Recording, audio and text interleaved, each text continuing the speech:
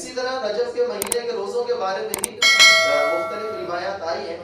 حضرت عروہ بن زبیر صحابی رسول ہیں.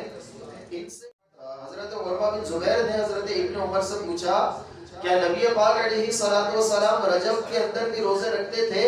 تو آپ نے ارشاد فرمایا کہ ہاں، اس کے اندر حضور روزے بھی رکھتے تھے اور اس کو بڑی اہمیت دیا کرتے تھے. وہ روزے بھی رکھا کرتے تھے نبی پاک علیہ الصلوۃ والسلام رجب کے مہینے کے اندر، اور رجب کو بڑی اہمیت دیتے تھے. اسی طرح سے ایک اور بزرگ ہیں حضرت ابو قلابہ.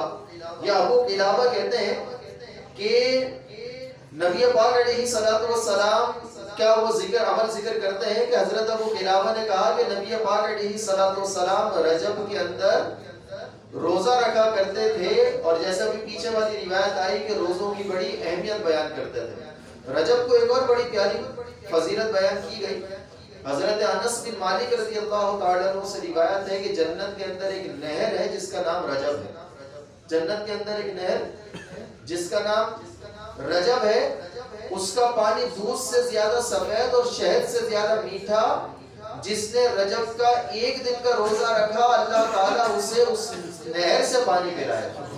اور پانی کیسا اس کا؟ فرمایا کہ دودھ سے زیادہ سفید اور شہد سے زیادہ میٹھا. رجب کے مہینے کا ایک روزہ بھی رکھے گا، اللہ تبارک و تعالیٰ قیامت کے دن اسے اس نہر سے پانی پلائے.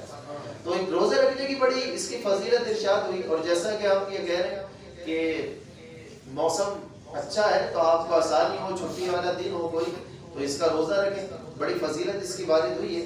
اسی طرح حضرت ابن عباس رضی اللہ تعالیٰ عنہ کہتے ہیں کہ حضور نبی پاک علیہ الصلوۃ والسلام نے فرمایا جو رجب میں ایک روزہ رکھے تو اس کا روزہ رکھنا ایک مہینے کے روزوں کی طرح ہے.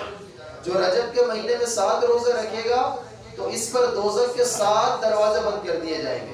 جو اس مہینے میں 8 روزے رکھے گا تو اس کے لیے جنت کے 8 دروازے کھول دیے جائیں گے. جو اس ماہ میں 10 روزے رکھے گا تو اس کی برائیاں نیکیوں کے اندر بدل دی جائیں گی. رجب کے روزے بڑی برکت والا